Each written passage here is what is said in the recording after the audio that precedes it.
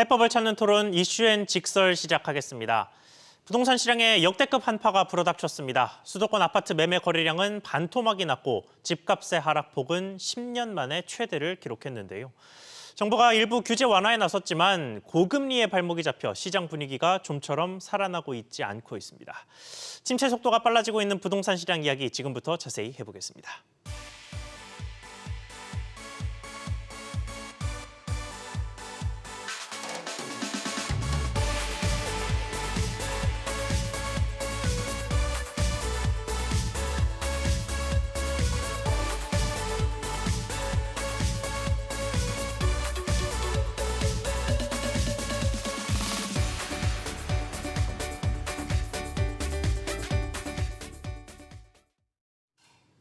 그러면 오늘 함께 해주실 세 분 소개하겠습니다. 한국자산관리연구원 고종환 원장, 건국대 부동산대학원 권순형 겸임교수, 그리고 부동산 RL14 윤지혜 수석연구원 나오셨습니다. 안녕하십니까? 네, 안녕하십니까? 안녕하세요. 네, 바로 시장 상황부터 좀 보겠습니다. 지난 1월부터 9월까지 주택 거래량이 최근에 발표가 됐죠. 지난해 절반 수준에 그쳤고 이 통계가 집계된 2006년 이후 역대 최저치를 기록했습니다.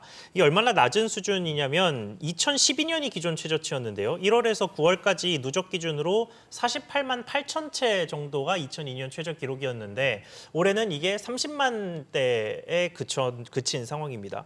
그러면 결국은 이게 심리, 위기감을 느끼는 사람들의 수요의 부족이 반영이 되면서 거래량이 줄었다라는 뜻이 되는데 원장님, 네. 심리가 왜 이렇게 떨어졌을까? 네. 이 원인부터 좀 생각을 그렇죠. 해보죠. 우선 원인을 보면 한 세 가지인데요.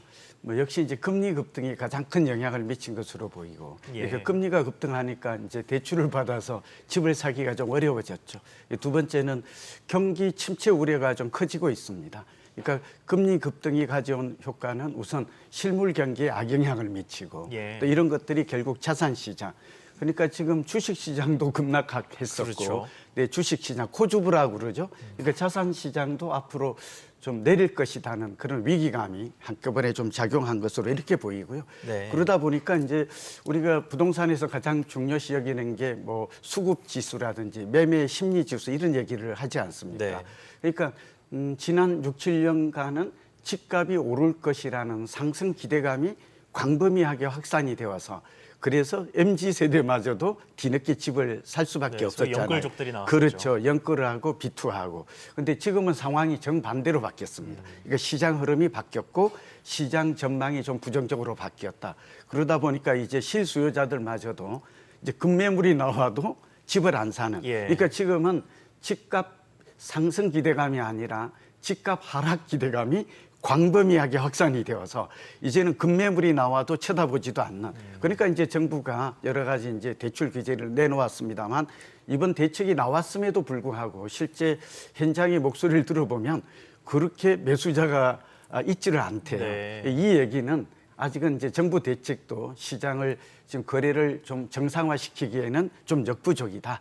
그런 심리가, 그러니까 구매 심리가 악화된 탓이 가장 크다라고 분석이 됩니다. 알겠습니다. 정부 대책과 관련된 이야기는 조금 이따가 하고 일단 시장 상황을 조금 더 보겠습니다. 특히 서울의 상황이 좀 심각합니다. 2008년 금융위기 당시에도 월간 1,000채 정도는 거래가 꾸준히 이루어졌었는데 이번에는 2달 연속으로 100여 건, 그러니까 100대의 거래를 기록을 했고 9월에는 600억 건의 거래에 그쳐서 역대 최저치를 또 경신을 했습니다. 그러면 권순형 교수님, 네. 서울이 특히나 이렇게 심리가 무너진 이유는 따로 어떻게 분석을 좀 해볼 수 있어요? 가격이 비싸기 때문이죠. 여전히 다른 지역에 비해서. 그러니까 서울의 주택 가격은 전국적으로 보면 가장 비싼 상태이고 예. 그러니까 가격이 떨어졌다고는 하지만 여전히 주택을 살려시는 분들, 아까 고종환 원장님 말씀하셨지만 그 주택이 필요해서 살려는 분들의 이제 가격에 대한 기대하고 팔려는 사람의 가격 기대 차이가 큰 거예요. 네. 그러니까 그건 서울의 집값이 워낙 많이 올랐고 그동안 제일 많이 올랐던 지역이 서울이기 때문에 예. 그 차이가 좁혀지지 않고 있기 때문에 거래량이 가장 극단적으로 줄어들고 있다 이렇게 보는 게 맞을 것 같습니다. 알겠습니다.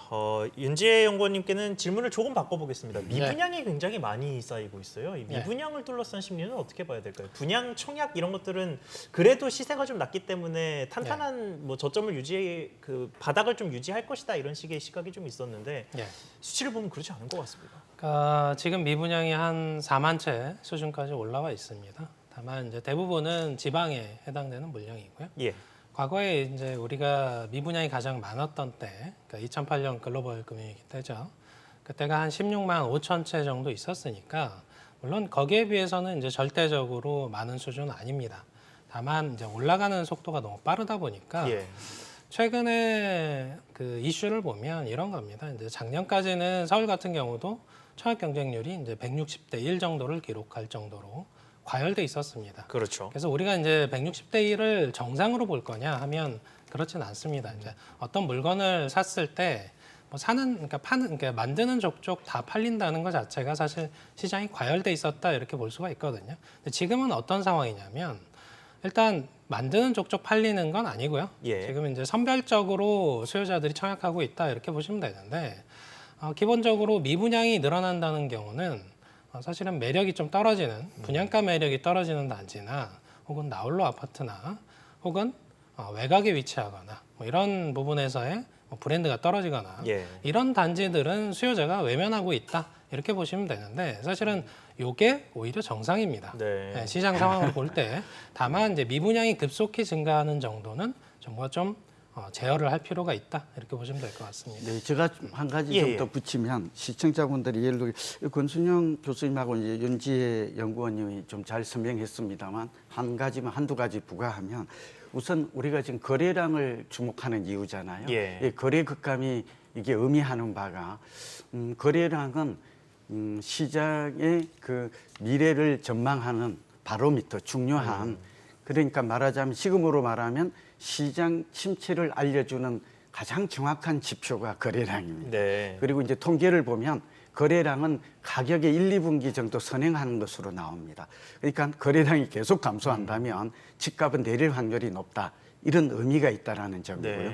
네. 두 번째는 지금 현재 그 윤지혜 연구원님이 잘 설명했습니다만 침체를 알려주는 지표에는 이 거래량뿐만 아니라 청약 경쟁률, 그다음에 미분양 지금 늘어나고 있다고 말했잖아요. 예. 평균 미분양이 과거에 한 5만, 6만 정도였는데 이제 3만에서 급격하게 이게 지금 4만으로 늘어나고 있다라는 네, 점은 평균을 향해 다가가고 이제 있네요. 평균에 거의 가까워지고 이게 10만 원을 넘어서면 확실히 부동산 경기가 침체됐다. 우리는 이렇게 진단할 수 있는 것이죠. 예. 그다음 미분양뿐만 아니라 지금 우리가 좀 우려하고 좀 관심 있게 봐야 될 지표는 미입주 지표예요. 그러니까 입주도 지금 제대로 좀 거래가 안 되니까 네, 소위 새 아파트로 악성재고라고 그렇죠. 이 부분도 중요하고 연체율도 증가하고 있어요. 제1금융권의 지금 대출 연체율이 0.24 정도로 1일에서 빠르게 가고 있거든요. 그러니까 한마디로 부동산 시장이 침체를 향해서 급변하고 있다. 이런 점이 오늘 좀 의미가 있을 것 같고요. 그런데도 한 가지 더 우려되는 점은 이게 이제 이태원 참사가 있었잖아요. 예. 과거 우리가 이 세월호 때 8년 전을 보면 이때도 비슷하게 부동산 경기도 그러니까 실물 경기 소비 둔화가 실물 경기와 자산 시장 부동산 시장에도 악영향을 미쳤다는 점은 좀 주목할 필요가 있습니다. 알겠습니다. 자, 그러면 시장이 침체 신호를 어쨌든 뭐 확실하진 않습니다만 보이고 있다는 걸 확인했으니 가격 이야기를 하지 않을 수가 없습니다. 지난 9월에 서울에서 팔린 아파트 10채 중에 8채가 이전 최고가보다 가격이 싸게 팔린 것으로 나타났습니다. 하지만 많은 사람들이 이 가격을 두고 이야기를 하죠. 이미 많이 오른 상황에서 조금 떨어졌는데 과연 가격이 완전히 하락한 것으로 봐야 하느냐? 라는 말에도 일견 일리가 좀 있어 보입니다. 그래서 윤지혜 연구원님께 여쭙겠습니다. 그러면 만약에 더 떨어져야 한다면 뭐 거품이 이제까지 끼었다는 것에 반박할 부정할 사람은 별로 없을 것 같은데 그렇다면 거품이 어디까지 꺼져야 정상 가격을 찾았다고 볼 수 있을 것이냐 그 적정선이 좀 궁금합니다. 그러니까 시세를 판단하실 때 우리가 이제 일반적으로 조사되는 호가 기준의 시세가 있고요. 예. 그걸 우리가 이제 시세라고 부르고 최근에는 이제 시장에 보시면 이제 거래가 안 되다 보니까 시세보다 한 20% 정도 싼 급매물들이 나오기 시작합니다. 예. 그래서 그걸 이제 급매물가로 보시면 될 것 같고요. 거기에 이제 추가적으로 보셔야 되는 부분들은 우리가 이제 신축을 분양할 때 분양가라는 게 있고요. 그 분양가 밑에 전세가라는 게 있습니다. 그렇죠. 그래서 요 사이에서 그 어느 정도 하락할 거냐에 대한 판단을 하시려면 과연 이제 분양가가 지금 하락할 거냐 대한 관점을 좀 가지셔야 됩니다. 네. 그러니까 분양가는 최근에 인건비나 이제 자재값, 원자재 값이 인사폭 오르죠. 고려했을 때 사실은 지금 수준보다 낮아지긴 힘듭니다. 설사 지금 수준보다 낮아진다고 하면 건설사가 이제 분양을 안 하기 시작합니다. 예. 그래서 그거는 지금 앞으로 한 2, 3년 내에 분양가는 오른다 쪽에 관점을 두고 보시면 최근 한 2년 전이라고 하시면 우리가 이제 한 2019년 정도를 보는데 예. 그때가 이제 서울 집값이 이제 평균적으로 10억 원을 초과할 때입니다. 그리고 지금 이제 평균적으로 현재 기준 한 13억 정도를 하거든요. 예. 그렇게 본다면 이 저점에 대한 부분들은 최근에 이제 서울 쪽에서 분양하는 분양가가 평당 한 3,300 정도 합니다. 평균적으로. 물론 네. 이제 강남이냐 비강남이냐에 따라서 다릅니다만 그렇죠. 그런 거 고려했을 때는 이 평균 10억 원 이하로 떨어지긴 좀 힘든 시장이다. 이렇게 보시면 될 것 같습니다. 그렇군요. 그럼 지금이 13억 원이면은 대략 한 30% 정도의 하락 여력이 있다. 뭐 주식식으로 표현하면 그렇습니다만. 그러면 교수님께서는 저점을 어느 근처라고 보고 계십니까? 뭐 그 기준을 알 수 없다라는 게 문제이죠. 네. 그러니까 그윤 연구원님께서 분양가를 기준으로 뭐 2년 전 혹은 3년 정도의 가격으로 볼 때 일정 수준을 유지할 것이다라고 얘기를 했고, 특히 이제 건축 공사비나 뭐 인건비의 상승 때문에 분양가가 올라갈 여지가 있다, 떨어지는 어렵다 얘기하지만 전체 주택 가격에서 가장 큰 포션을 차지하고 있는 건 토지 가격이에요. 네. 그러니까 만약에 이런 시장 침체가 계속 이어진다면 토지 가격이 조정받는 것을 통해서 주택 분양 가격도 조정받지 않으면은 이 가격으로 분양이 이루어질 수 없다라고 하면 그게 조정이 될 수 있는 거죠. 그리고 그래서 이 분양 신규로 공급되는 주택 가격이 계속 오를 것이라고 가정하는 거는 현재의 시스템이 작동을 한다라는 가정하에서 그렇게 판단하는 것이지. 네. 예를 들어 정비 사업의 경우 재개발 재건축 같은 경우에는 이제 대표적으로 도심지의 조합원이 소유하고 있는 토지의 기초에서 이제 주택을 새로 지어서 공급하는 주택 공급 수단인데 그렇죠. 상대적으로 높은 분양가가 책정이 될 수밖에 없어요. 근데 이제 시장에서 그게 분양이 되지 않는다라고 하면은 결국 토지 건축비는 그대로 올라가거나 유지가 된다면 그 분양가를 낮춘다라는 것은 토지 가격이 낮아지는 걸 의미하거든요. 네. 그래서 결국 분양가라는 것은 일정한 기준이 있는 것이 아니라 현재처럼 침체가 이어진다면 전체 분양 가격이 조정받을 수밖에 없는 상황도 이어지는 거죠. 그래서 2008년도에 보금자리 주택이라든지 시장 침체 국면에 나타났던 이제 신규 분양 주택의 공급 가격의 조정이나 이런 거 거의 대부분 토지 가격에서 가격 조정이 이루어졌다라고 보는 거고, 예.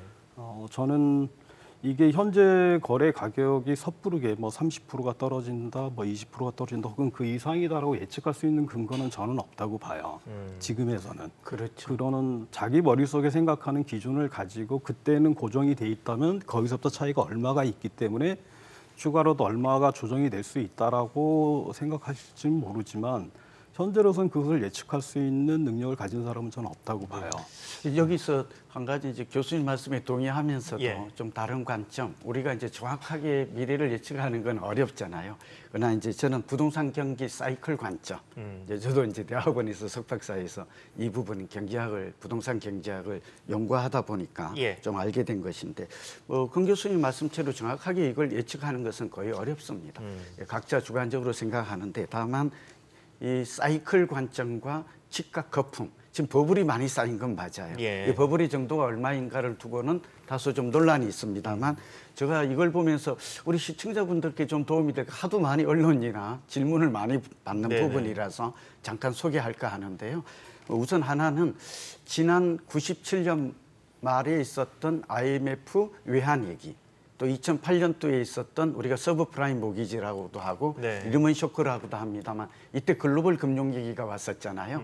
이때에 지금 위기가 올지 안 올지 그건 예단하기가 어렵습니다. 그렇죠. 예, 그 확률이 한 30% 정도로 보는데, 이때를 좀 유추해서 좀 다시 리뷰해서 본다면 예. 한 두 가지 정도는 말씀드릴 수 있을 것 같아요. 지금 이번에 위기와 이번에 경기 침체, 지금은 침체 초기 국면으로 보이는데 이때와 좀 두 번 때와 닮은 점이 있어요. 이걸 네. 좀 주목할 필요가 있는데, 이때도 미국에서 발생했어요. 그리고 이때도 이 금리 인상에서 촉발이 됐어요. 네. 그리고 두 개 다 공통점이, 그다음에 세 번째가 결국 이 금융과 부동산의 복합 위기로 이게 확산 전이된 거거든요. 예. 우리가 큰 어려움을 겪었다는 거 다 이때 부동산 가격이 폭락했다는 거 기억하지 않습니까?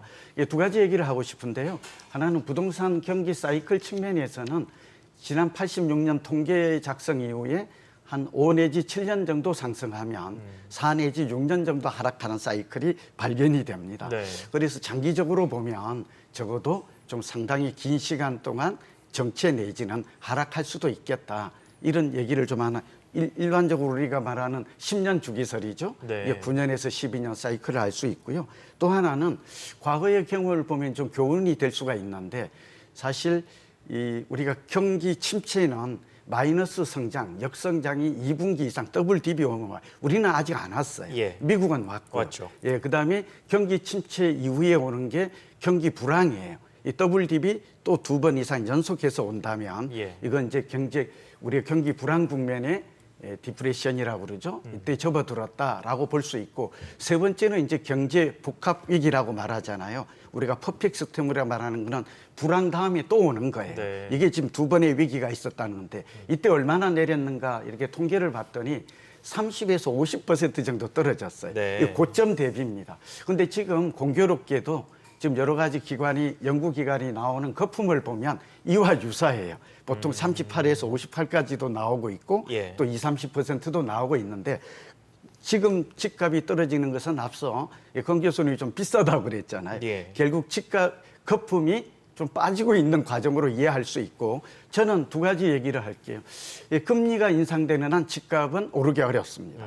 그리고 과거 통계를 보면 금리가 올랐을 때 1년 후부터 집값은 본격적으로 하락하기 시작했다. 네. 자, 그리고 한 3년 정도 영향을 미쳤다는 점에서 본다면 적어도 한 2024년까지 정도는 지금 하락세가 나타날 가능성이 많고 지금 침체냐 불황이냐 위기냐에 따라서 하락폭은 좀 달라집니다. 네. 그러니까 경제 불황이 온다면 한 30% 고점 대비 그리고 위기가 온다면 강남마저도 한 40~50%. 그러니까 이미 강남 같은 게 잠실 같은 데는 한 25% 빠졌어요. 예. 이걸 감안하고 들으시면 원희룡 장관께서 한 30~40% 빠질 수도 있다. 이런 얘기를 한 것은 나름 그런 객관적인 근거도 있다는 말씀을 드립니다. 알겠습니다. 자, 그런데 과거에 부동산 시장이 상승하기 시작했을 때, 특히 서울에서 상승하기 시작했을 때 특이했던 초기 현상 중에 하나가 거래는 거의 이루어지지 않는데 시세가 올라 있는 상태에서 실거래가 이루어지면서 이 작은 거래들을 시세로 잡아야 하느냐라는 논란이 불거진 점이었습니다. 그리고 지금은 이 현상이 정확하게 반대로 일어나는 중입니다. 거래는 잘 이루어지지 않는데 떨어진 가격에서 실거래가 이루어지면서 이게 과연 시세가 맞느냐 아니냐 이런 식의 논란이 불거지고 있는 건데요. 교수님께 여쭙겠습니다. 지금 이 떨어지고 있는 가격들을 고정된 시세라고 볼 수는 없을 것 같은데 어떻게 보십니까? 뭐 착시 현상 같은 게 있는 거죠. 예. 통계적으로 보면은 그러니까 우리나라는 이제 주택 거래와 관련돼 있는 정보가 가장 정확하게 공개되고 있는 나라라고 봐야 될 것 같아요. 예. 그러니까 이 주택의 모든 실거래 가격이 정부 홈페이지에서 찾아볼 수가 있고 또 공공기관인 한국 그 부동산연구원에서는 이게 주간 단위로 이제 전체 뭐 각 광역별 자치단체 그 구별 네. 가격 변동률을 발표를 하잖아요. 그래서 지금 앵커께서 말씀하신 게 거래 가격은 떨어졌는데 숫자로 발표되는 가격은 굉장히 낮은 걸로 나오고 올라갈 때는 많이 오른 것 같은데 이제 가격 상승률은 굉장히 낮은 걸로 나타나고 그렇죠. 있는 거죠. 네. 그런 착시 현상이 있는데 그거는 그 가격 조사 방법이 우리나라가 이제 전체 표본을 가지고 예를 들어 1,000세대가 있는 단지에서 10억짜리가 9억에 거래가 됐다. 그럼 이제 1억이 빠진 거잖아요. 1억을 1,000세대로 나누면 0.01%가 빠진 걸로 계산을 하게 돼 있어요. 근데 실제 그 단지 가격이 1억 정도가 빠진 거죠. 이런 착시 현상이 있는 거고 올라갈 때도 마찬가지예요. 예. 그래서 실제로 거래되는 현상, 그러니까 부동산, 특히 주택이라는 것들은 이제 황금성이 굉장히 낮은 상품이에요. 워낙 고가의 상품이고 자기가 샀다가 바로 거래하기 위해서는 또 세금의 문제든지 이런 문제들이 있기 때문에 황금성이 떨어지는 상품이라서 이게 거래가 굉장히 안 이루어지기 때문에 어쩌다 거래가 이루어지는 것들 전체 총액을 가지고 변동률을 계산하는 통계적 방법을 사용하고 있기 때문에 정부가 발표하는 거하고 시장에서 거래됐던 금액들이 반영되는 것들이 이게 분산이 돼서 대부분의 것들은 거래가 이루어지지 않으니까 분산이 돼서 퍼센테이지로 표시가 되는데 지금 실제로 그 아까 제가 0.01%를 예를 들었지만 이거 굉장히 가격이 많이 빠진 거예요. 그런 통계적인 지표를 감안하고 고려를 한다면 그래서 흔히 뭐 IMF 때 우리나라 집값이 15% 통계적으로 한 10%, 14%, 15% 빠졌다라고 하는데 별로 안 빠진 거냐고 얘기하지만 실제로 그 상태는 전체적인 가격이 50% 이상 빠진 거로 봐야 됩니다. 그러니까 통계가 그렇게 나왔다라는 거는. 반대로 올라갈 때 작년도 뭐 작년, 재작년 주택 가격이 말랐을 때 20% 올라갔다. 이거 배 이상 뛴 거예요. 네. 그러니까 통계적으로 보면 그렇게 해석이 되기 때문에 지금 사람들이 주택 가격이 떨어질 때는 자기 주택 가격이 굉장히 민감하게 반응을 해요. 그렇죠. 그래서 뭐 신문 보도에 났지만 어떤 단지에 뭐 이 단지 전체를 망가뜨리고 혼자 살겠다고 팔고 나가면 네, 이게 되는 게 등기부등본을 아니라 떼보고 뭐 이런 뭐 망신을 줘야 되는 거 아니냐 이런 얘기도 하지만 실제 문제는 이 그렇게 거래된 분들 같은 경우에는 그래도 손해를 보진 않았을 거예요. 그러니까 그분 같은 경우가 그 신문의 보도에 따르면 자기 신혼부부 그 특별 공급으로 낮게 분양받아서 괜찮은 수익을 내고 난간 건데 그게 내 선택이 뭐가 잘못되냐 이런 반론을 하셨거든요. 지금 거래되는 금액이 사람들이 생각하는 호가에 비해서 상당히 낮게 거래되고 그게 이제 소유자 입장에 보면은 자기 자산 가치가 떨어지는 것처럼 느껴지지만 예. 그 파는 개인 당사자로 보면 손해를 보고 파는 상태는 아니라는 거죠. 그래서 그런 상태가 누적이 돼서 나가면 결국 문제가 되는 사람들은 나중에 비싼 가격을 주고 사고 샀던 사람들은 이제 실제부터 마이너스가 나니까 그런 분들은 심리적인 타격이나 경제적인 조건에서의 타격이 굉장히 심하게 나올 수 있을 것 같습니다. 알겠습니다. 윤영권님께는 조금 또 질문을 바꿔보겠습니다. 이런 앞서 거론하셨던 뭐 지나치게 낮은 직거래 이걸 두고 편법 증여가 아니냐 이런 식의 논란도 좀 있었어요. 결국은 뭐 지금은 그 문제의 건은 거의 증여가 아니었던 걸로 넘어가는 분위기이긴 합니다만 그러면 지금 시장 상황이 증여하기 좋은 환경인가요? 그렇죠. 일단 낮아진 가격, 그러니까 보통 이제 증여세법이나 상속세법에서 통상적으로 이제 거래되는 금액의 한 30% 수준, 혹은 이제 금액 기준으로 한 3억 원 수준에서의 편차는 일반적으로 인정을 합니다. 그러다 보니까 시장에 이제 쌓여 있는 금매물 가격을 기준으로 했을 때 거기서 이제 뭐 통상적으로 지금 거래되고 있는 수준이다라는 부분을 거기를 표본으로 삼게 되면 거기보다 더 빠진 이제 직거래를 확인을 하실 수가 있는 거고요.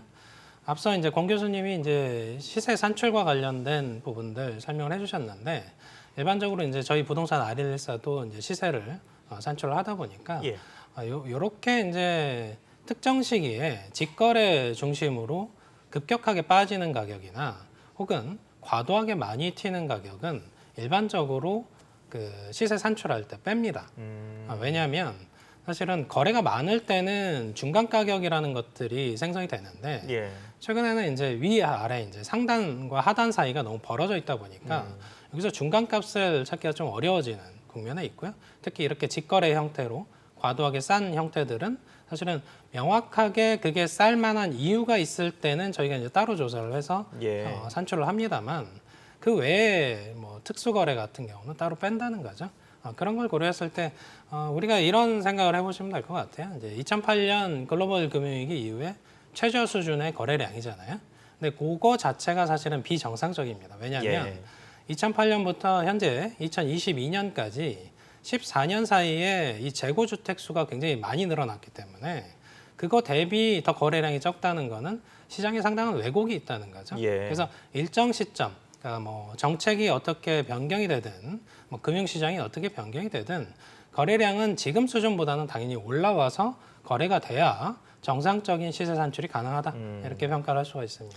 알겠습니다. 한 가지, 죄송합니다. 저희 시간 관계상 다음 질문으로 좀 알겠습니다. 그런데 한 가지만 잠깐만 급매물 위주로 이루어지는 게 통계와 실제 상황과 좀 다르고요. 그다음에 이제 직거래가 늘어나는 것은 다주택자들이 최근에 많아요. 잘 안 팔리니까 그렇고 절세 대책이 좀 자리 잡고 있고 이런 여러 가지 그다음에 직거래 사이트 같은 것들이 많이 늘어서 그래서 지금 이런 부분이 발생하고 있다는 점을 말씀드립니다. 알겠습니다. 자, 그럼 다음 이야기로 넘어가서 정책 상황을 좀 짚어보겠습니다. 이런 분위기 속에 정부가 무주택자와 1주택자를 대상으로 대출 규제를 좀 풀었습니다. 그래서 조금 더 큰 집으로 갈아타려는 1주택자에게 희소식일까 싶은데 이 부분 좀 자세히 알아보겠습니다. 원장님, 그러면 1주택자나 무주택자 입장에서 이번 정책이 좀 효과가 있을 거라고 보십니까? 네, 어느 정도 효과는 있을 것으로 보입니다. 그러나 실제 구매자에게 미치는 효과는 지금 워낙 금리 급등에다가 이제 경기 침체 또 자산시장 붕괴 우려 이런 것들이 겹쳐 있어서 예. 큰 영향을 미치기는 어려울 것으로 보이는데 제가 볼 때 이번에 12.7 대출 이런 부분이 나온 것은 우선 긍정적으로 평가됩니다. 그러니까 15억 원 이상 주택에도 대출을 해준다는 점 그리고 이제 분양할 때 중도금 대출을 9억 원 이하에도 해준다는 점 네. 특히 또 LTV를 50%로 규제 지역에도 이렇게 상향했다는 점 특히 생애 최초 주택자에 대해서 정부가 특례 보증 대출 상품을 만들었어요. 이 부분은 아마 MZ세대나 무주택자들에게는 굉장히 큰 좀 가뭄 속의 담배와 같은 그런 혜택이 될 걸로 보이고요. 네. 다만 지금 부동산 경기가 앞으로 오를 것이라는 그런 전망이 거의 좀 부정적이잖아요. 더 내릴 것이라는 데 방점이 있기 때문에 실수요자들조차도 또 급매물조차도 이게 어떻게 거래되는가 그런 관점에서는 시장이 그러니까 말하자면 하락을 멈춘다든지 하락 흐름에서 상승 흐름으로 반전한다든지 그럴 가능성은 적어 보입니다. 알겠습니다. 이게 여러 전문가분들께 여쭤봐도 이번 정책이 시장을 완화시켜서 뭐 경쟁력을 연착륙으로 바꾼다거나 뭐 이런 종류의 긍정적인 효과가 나올 거라고 전망하시는 분들이 그렇게 많지 않은 것 같습니다. 윤지혜 연구원님은 어떻게 생각하십니까? 일단 현 정부의 스탠스가 사실은 원래 다주택자와 관련된 규제 관점에 있진 않았습니다. 다만 시장 과열 우려감 때문에 지금 다주택자까지는 손을 안 댔는데 그간 최근 한 6개월 사이의 정책들의 특징은 생애 최초자 우대와 관련돼 있었습니다. 근데 이제 최근에 나온 정책에서 바뀐 점은 뭐냐면 예. 1주택자와 관련된 대출 사항도 좀 완화를 하겠다라는 관점으로 좀 바뀐 겁니다.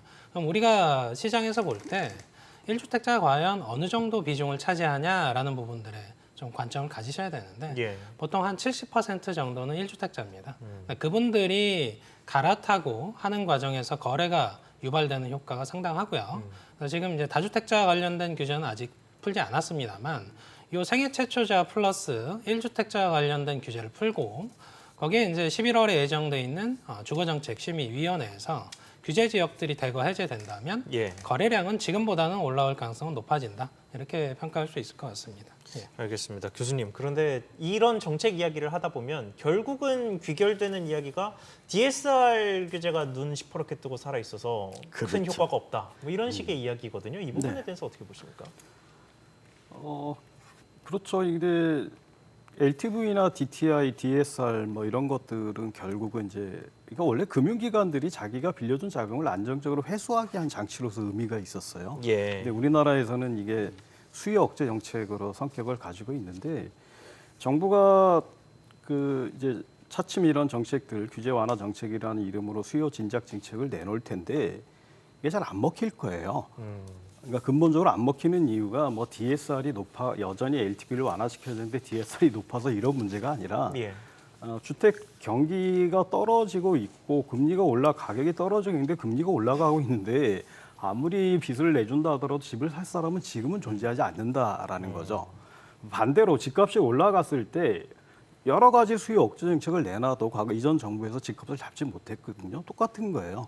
그러니까 지금은 집값을 영착륙을 유도하기 위해서 이런 규제 완화 정책을 내놓는데 이 주택 가격의 하락의 원인이 근본적인 문제들을 건들지를 못하면 이걸 예. 잡을 방법이 없는 거죠. 그러면 지금 주택 가격이 떨어지고 있는 가장 큰 원인이 뭐냐라고 본다면 누구든지 이구동성은 금리를 얘기를 하는데 지금은 금리를 낮추거나 우리 마음대로 결정할 수 있는 조건이 아니라는 그렇죠. 거예요. 그래서 이런 문제들은 정부가 심리적인 문제, 이 부동산의 부채 문제들이나 이런 것들이 금융위기로 전가되는 것들을 단절하기 위해서 여러 가지 규제 완화 정책을 앞으로도 내놓을 거예요. 예. 그건 불가피한데 그런 정책들이 시장에서 영향력을 발휘하는 것들은 극히 제한적일 수밖에 없다. 그러니까 이전 정부에서도 집값이 올라갔던 가장 중요한 문제들은 저금리에 따른 유동성 공급의 확대가 가장 큰 문제였는데 예. 그걸 건들지 않은 상태에서 수요를 억제하는 정책이라는 게 많은 부작용을 낳듯이 마찬가지의 스탠스, 방법들이 되돌아갈 수밖에 없는 구조를 가지고 있다라고 보는 게 맞을 것 같습니다. 네, 알겠습니다. 그런데 지금 시장 상황을 보면 어쨌든 거래가 거의 이루어지지 않고 있습니다. 거래가 거의 이루어지지 않고 있다는 뜻은 판매하는 사람이 생각하는 가격과 사려는 사람이 생각하는 가격이 일치하지 않고 있다는 뜻이기도 하죠. 이 말을 뒤집어서 보면 판매하려는 사람들이 사려는 사람들이 만족할 정도로 충분히 가격을 내리지 않고 버티고 있다라는 뜻이기도 합니다. 그런데 영끌족들이 앞서 그렇다고 이야기를 하셨잖아요. 그렇죠. 그런데 이렇게 많은 영끌족들이 결국은 금리 지금 주택담보대출 금리가 뭐 8%까지 갈 거다 이런 얘기를 하고 있는데 그렇죠. 그 금리 부담 때문에 구매자들이 만족할 정도로 가격을 떨어뜨리는 이른바 금매에 나서서 패닉셀링에 나올 이런 식의 구조로 시장이 흘러갈 가능성에 대해서는 네, 그럴 가능성이 현재는 좀 높아 보입니다. 그 이유가 있는데요. 금리가 지금 현재 고물가, 고금리, 고환율이잖아요. 예. 이 과거에 그 우리가 통계라든지 이렇게 데이터 분석을 보면 금리가 높거나 물가가 올랐을 때 부동산이 내리는 것은 아주 당연합니다. 네. 그러니까 지금 현재 그 미스매치인데 그 매도자들도 아직은 매물량이 그렇게 많이 나오고 있지는 않아요. 그러니까 양도세 중과 그 감면 혜택이 내년 이제 5월 9일까지 이어지거든요. 그러니까 이제 그때 사이에 좀 나올 걸로는 보입니다만 예. 매수가 더 훨씬 줄어들었어요. 그 줄어드는 이유는 앵커께서 말씀하신 대로 내가 원하는 가격, 지금 2년 전 가격으로 회귀했다고 하지만 사실은 오른 것은 2배 내지 3배, 서울은 3배 가까이 올랐거든요. 예. 그리고 앞서 제가 잠깐 설명드렸지만 여기에 집값 거품이 상당히 있는 것으로 보여요. 미국도 마찬가지예요. 집값이 빠지는 과정이고 무엇보다도 지금 고금리가 언제 끝날지 지금 미국발 이 위기 사태가 언제쯤 종결될지 아무도 불확실성이 높죠. 네. 그러니까 초고금리 시대, 초인플레이션 시대, 초불확실한 시대에는 매수자들이 쉽게 움직이지 않을 거고 예. 지금 금리 얘기를 하셨는데 제가 4대 시중은행 금리를 오기 전에 보았더니 주택담보대출 금리가 가장 높아요. 7.5. 그러니까 5%에서 상단이 벌써 7.5까지 갔고 미국이 금리를 추가로 인상하고 우리도 올릴 것으로 보이잖아요. 예. 그건 우리가 8% 갑니다. 우리가 글로벌 외환위기 때 대출 금리가 8%까지 간 적이 있어요. 미국은 5.25 기준금리를 이 굉장히 중요하고 환율이 예. 1,597원까지 간 적이 있거든요. 이런 것들이 이제 위기를 알려주는 하나의 신호다라는 걸 알 수 있고 주담대가 지금 7.5%고 전세 대출이 좀 낮아요. 이거는 7.25. 신용대출이 7.35 정도로 보입니다. 그래서 연말 정도 가면 우리도 8%를 넘어설 것이고 이 주는 의미가 뭐냐. 이 8%의 대출을 받아서 예. 집을 사는 사람은 없을 것이다. 그리고 경제도 이때는 급격히 위축될 가능성이 그러니까 침체에서 불황으로 전환될 가능성도 높다. 자산 시장에 상당히 거품이 빠지는 위기가 올 수 있다는 것을 알려주는 신호로 볼 수 있습니다. 알겠습니다. 같은 질문을 교수님께도 좀 여쭤보겠습니다. 이게 금리가 올라가서 영끌을 해서 집을 샀는데 버티지 못하고 집을 내놓는 그런 일들이 좀 많아지는 사례가 많아지는 이런 시장 상황이 좀 펼쳐질 거라고 보십니까? 그 원래 주택 시장에서 거래 가격의 특성은 손해를 보고 팔지 소유자들이 손해를 보고 팔지 않으려고 하기 때문에 예. 침체기에는 가격이 떨어지기보다는 거래량이 감소하는 걸로 나타나죠. 그래서 어찌됐든 간에 그 뭐 이른바 영끌족이 얼마나 뭐 그 수치상으로 존재할 수 있는지는 다시 한번 봐야 되겠지만 그분들이 어떤 선택을 할 거냐라는 걸 보면 최대한 지키려고 할 거예요. 예. 그게 당연한 선택이 될 거고 그래서 당장 뭐 금리가 7에서 8이 올라간다. 이거 굉장한 부담으로 작용을 하겠지만 다른 경제적인 조건이 유지가 되면 어찌됐든 간에 견디는 방향을 선택을 할 거예요. 아니면 이제 견디지 못하면 자신의 자산에 손해를 보기 때문에 네. 그래서 당장 이게 패닉 바잉으로 나온다. 가능성은 높지만 이게 바로 실현된다. 이렇게 전망하기는 좀 어려울 것 같고요. 그런 상태가 온다면 부동산 시장은 상당한 충격을 받게 될 겁니다. 그래서 오히려 지금 그 이전에 변동금리로 그 담보대출을 받은 사람들이 그러니까 이게 금융위기로 전환되는 것을 막기 위해서는 이 변동금리를 고정금리로 전환을 해준다든지 뭐 예. 정부가 하고 있지만 워낙 예산을 작게 잡아가지고 대상자가 굉장히 한정이 돼 있거든요. 그런 상태 그 시뮬레이션을 통해서 그 상태가 얼마가 되는지를 파악을 해보고 외려 선제적으로는 정책적 대응을 하는 것이 필요한데 저는 그렇게 간다면 우리나라 부동산 시장은 그분들이 패닉 바잉에 나선다라고 한다면 굉장한 혼란이 만들어질 수 있기 때문에 그런 것들을 제어하는 것들이 저는 정부의 그 근본적인 정책적 부분이라고 생각이 드는데 오히려 그 부분이 좀 약한 게 아닌가, 별로 관심이 적은 게 아닌가 생각이 듭니다. 알겠습니다. 그러면 같은 질문을 윤지혜 연구원님께도 드리겠습니다. 이게 네. 패닉셀링이 실제로 올 거라고 보시는지, 그리고 만약에 온다면 이에 따른 문제점은 무엇일지 좀. 그러니까 영끌족에 대한 평가를 어떻게 하냐에 따라서 좀 기준이 다릅니다. 예. 그러니까 대부분의 영끌족은 최근 한 1, 2년 사이에 주택을 이제 과도한 부채를 안고 1주택자가 된 사람들을 얘기하는 겁니다. 예. 그래서 권 교수님 말씀하시는 것처럼 주택이라는 상품 자체가 작년에 샀는데 올해 팔고 2년 전에 샀는데 올해 매도하고 그런 상품이 아닙니다.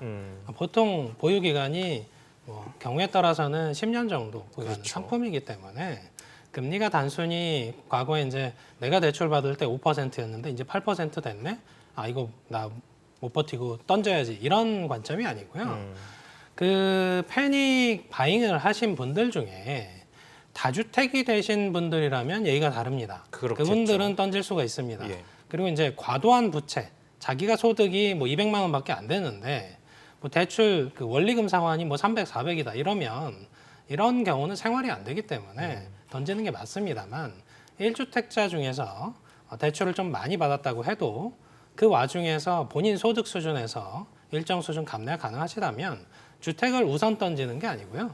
일단 소비를 줄입니다. 소비를 줄이고 뭐 차를 운영을 안 하거나 혹은 있는 차를 팔거나 이런 과정에서도 해결이 안 될 때 나중에 이제 거주하는 집을 던지는 거기 때문에 최후의 수단이 될 거라는 맞습니다. 얘기죠. 그러니까 지금 만약에 이제 금리가 올려서 던지는 분들은 한 3, 4년 전에 매수하셔서 사실은 지금 팔아도 차익이 남는 그런 분들이 일정 수준의 수익을 보고 던질 수는 있습니다. 다만 최근 한 2년 사이에 매수하신 1주택자라면 갑자기 던지지는 않습니다. 금리 때문에. 근데 최근에 노도강에서 보면 예. MZ 세대가 패닉 셀링 현상이 조금 나타나고 있습니다. 그 이유가 있는데요.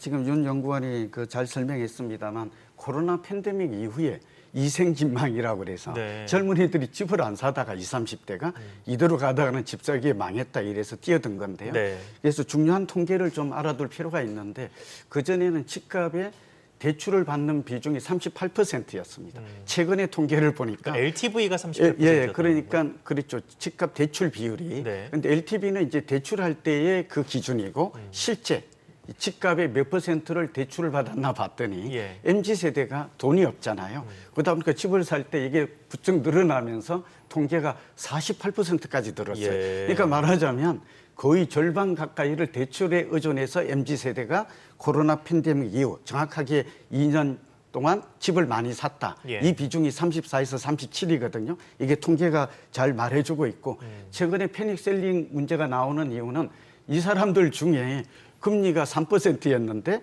갑자기 7%로 오르니까 여기다가 집값도 또한 실질적으로는 통계는 그렇게 안 나옵니다만 서울이 뭐 1.67, 뭐 2% 떨어졌다 이렇게 나오지만 예. 실제로는 현장에서 급매물 위주로 떨어지다 보니까 거의 체감적으로는 20% 이상이 떨어졌거든요. 예. 그러니까 결국 가장 최악의 상황이 뭔가 MZ 세대는 집을 뒤늦게 샀더니 집값 떨어지고 금리 오르고 이게 오르고 우리가 말하는 최악, 그 워스트 케이스라고 하거든요. 네. 이 상황에 직면해서 지금 소위 말하면 패닉 셀링 현상이 어느 정도 나타나고 있고 여기도 또 영향을 미친 게 깡통 전세예요. 역전세, 깡통 전세. 이게 결국은 깡통 주택으로 이어질지도 모른다. 예. 이런 불안감 때문에 저는 시간이 갈수록 이 패닉 셀링 현상은 젊은이들 뒤늦게 집을 샀던 입장에서는 이 금리 부담과 또 이렇게 생활비 또 여러 가지 소득 축소 이런 걸 감당하지 못해서 확산될 가능성이 있다는 점에서 정부도 좀 나름 특단의 대책이 필요해 보입니다. 알겠습니다. 지금 고종환 원장님께서 이야기하신 전세와 관련된 임대시장 이야기를 조금 더 자세히 해보겠습니다. 지금 임대시장은 뭐 물론 매매시장도 크게 뒤집어지기는 했습니다만 임대시장도 정말 180도 바뀐 시장 중에 하나입니다. 전세값은 하락하는데 매물이 쌓여가면서 세입자와 집주인의 가불관계가 완전히 달라진 모습입니다. 교수님, 요새는 뭐 여월세난이라고 해서 집주인이 월세를 주는 뭐 이런 현상도 있다고 해요. 우리나라 몇 달 전에 우리나라 임대차 시장을 전망할 때 굉장히 많이 나왔던 얘기가 임대차 계약갱신권이 만료되는 주택이 한꺼번에 이제 나와서 한꺼번에 전세가를 많이 올라서 전세가가 굉장히 크게 올라서 이게 문제가 될 거다. 그랬었죠. 이게 불과 몇 달 전의 얘기예요.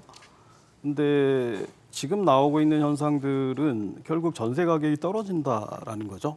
그 전세 가격이 왜 떨어지냐? 결국 그것도 금리 문제였다라는 예. 거예요. 그러니까 전세자금 대출 금리가 가장 낮은 서민 금융으로서 가장 낮게 적용을 해서 이전에 세입자들이 임차인들 입장에서 보면 전세자금 대출을 낮게 받아서 은행에 이자를 내리고 있는 것이 주거비를 낮추는 가장 좋은 방법이었던 거죠. 예. 근데 이제 금리가 올라가니까 전세자금 대출 금리도 올라가고 이게 이제 월세 전환율하고 역전이 돼 버린 거예요. 그래서 지금은 전세자금 대출 받아서 이자 내는 것보다 집주인한테 월세 내는 게 차라리 낫다라는 거죠. 그래서 전세는 줄어들고 이제 월세 수요는 늘어나는 거죠. 그리고 아까 고종환 원장님 말씀하셨던 깡통 전세나 이런 것들도 굉장히 큰 영향을 미친 것 같고요. 예. 근데 집주인 입장에서 보면 자기가 전세 보증금을 받아놨다가 계약이 해지되면 이 돈을 돌려줘야 되는데 그거를 전세 대출을 받아야 될 수도 금액이 있잖아요. 예, 전세자금 대출 이게 또 전세자금 대출을 받는 건 다른 문제고 아무튼 다른 임차인에게 돈을 받아서 돌려줘야 되는데 전세 가격이 떨어지니까 그것을 못 돌려주는 거죠. 그러니까 재계약을 하면서 낮춰서 재계약을 하면서 예를 들어서 3억에 전세 계약을 했는데 그러니까 전세 계약을 2억 7천에 낮췄는데 3천만 원을 돌려줘야 되는 거죠. 근데 돌려줄 돈이 없으니까 3천만 원에 대해서는 내가 은행 이자 듣듯이 당신한테 임차인한테 월지급식으로 주겠다. 뭐 이런 식의 계약도 이루어지고 있는 것으로 나타나고 있는데요. 예. 과거에는 전세 가격이 그러니까 불과 2, 3년 전에서 전세 가격이 전세 보증금 대출 때문에 전세 가격이 쭉 올라가면서 이게 매매 가격을 이게 뛰어넘는. 그러니까 전세 가격을 추동시키는 현상이 나타나서 그것 때문에 이제 주택 가격이 또 오르는 현상들이 생겼는데 이게 네네. 완전히 반대가 된 거죠. 전세 가격이 떨어지고 있기 때문에 주택 가격을 유지하고 있었던 완충의 이게 지점이 내려가고 있는 거예요. 그래서 이것도 매매 가격을 떨어뜨리는 매매가 하락의 요인으로 작동을 하고 있는 겁니다. 네, 알겠습니다. 그런데 이렇게 월세를 선호하는 현상이 늘어난다고 해서 그 월세가 과연 세입자들에게 부담이 안 되는 수준이냐 하면은 그렇지는 않습니다. 금리가 너무 높아졌기 때문에 월세로 갈아타는 것이지 월세가 편하기 때문에 월세로 가는 거는 아니거든요. 그러면 이렇게 월세가 늘어나는 상황에서 월세의 부담을 좀 줄이기 위한 정책적 접근이 필요하지 않나 하는 생각이 드는데 정부가 어떤 식의 접근을 좀 해볼 수 있을지 조언을 좀 부탁드립니다. 그래도 정부가 이제 세법 개정안을 통해서 이제 월세 세액 공제를 하고 있습니다. 그래서 연봉 7천만 원 이하에서 국민주택이라고 부르는 전용 8호 이하에 거주하시는 분들 대상으로 예. 공제 한도 한 750만 원 수준에서 원래 한 10에서 12% 정도 부여했던 거를 지금 12%에서 15% 수준까지 올려서 내년에 이제 신고하는 분부터 적용을 할 예정에 있고요. 예. 거기에 이제 주택 임차 차입금 원리금 상환액과 관련된 부분도 기존에 이제 소득 공제율이 한 40% 수준에서 300만 원까지 공제를 했는데 그것도 400만 원까지 공제를 하려고 하고 있습니다. 예. 그래서 우리가 이제 이런 이제 제도가 시행되는 과정에서 생각해 볼 부분은 그러면 요 세금 우대와 관련된 부분을 그럼 연봉을 이제 7천만 원 수준으로 했던 부분을 그대로 유지할지 혹은 연봉 1억 원 수준까지 높일지 아니면 공제율의 지금 최대치가 15%인데 그걸 17%, 18% 이건 더불어민주당 아닙니다. 네. 그 안에서 올릴지 여기에 대한 논의가 좀 필요한 거고요. 거기에 이제 기준으로 되어 있는 전용 면적 8호 이하도 중대형까지 높일지에 대한 부분들에 대한 판단이 필요한데 여기서 이제 선택과 집중이 필요한 겁니다. 네. 그러니까 소득 수준이 낮고 이런 분들에게 혜택을 집중해서 이 소득 공제율을 올릴지 아니면 소득의 저변을 확대해서 절대 다수가 이 혜택을 받을 수 있게 만들지에 대한 고민이 좀 필요한데 당장은 예산이 아무래도 한정돼 있다 보니까 최대한 이제 저소득층 그리고 우리가 이제 배려해야 되는 안배계층 중심으로 이 소득 공제율을 좀 높이는 방향으로 진행을 해야 될 것 같습니다. 예. 알겠습니다. 마지막으로 원장님께도 짧게 네, 질문드리겠습니다. 하겠습니다. 이 부분은 굉장히 저도 관심사항이고 그렇습니다만 해법이 있을 것 같습니다. 윤재 연구원이 잘 설명하셨는데 우선은 가장 중요한 게 근본 대책은 공공임대주택을 지금 현재 우리가 재고 기준으로 한 8%인데 네. 선진국이 한 15% 정도 됩니다. 이걸 꾸준하게 앞으로 5년, 10년간 이 직주 근접이죠. 서울이나 대도시 중심으로 늘릴 필요가 있다라는 생각이 들고요. 두 번째는 전세 대출 금리를 정책 금리로 그러니까 네. 주택도시기금이 한 6, 70조 정도 되는데 이걸 한 100조 정도 늘려서 그러니까 전세 대출만큼은 지금도 일부 제도가 있습니다. 네. 안심전환 대출이라든지. 근데 이걸 한 3%대로 이렇게 좀 고정금리로 전세 대출만큼은 월세가 아니라 전세를 오히려 좀 지원하자. 전세를 대출을 해주면 네. 월세 전환율이 한 4 내지 5% 정도 되니까 네. 이게 지금 근본 대책이 될 것 같고요. 그다음에 이제 세 번째는 저는 주거 바우처 제도 이게 미국이나 영국이나 독일은 이 제도가 잘 돼 있습니다. 예. 주거 급여 제도인데 지금 뭐 소득 공제도 굉장히 유리합니다만 이 선진국에서는 보니까 소위 그 월세가 100만 원이면 최대 이제 소득 수준에 따라 다릅니다만 50만 원 정도를 정부가 집주인에게 바로 지급을 합니다.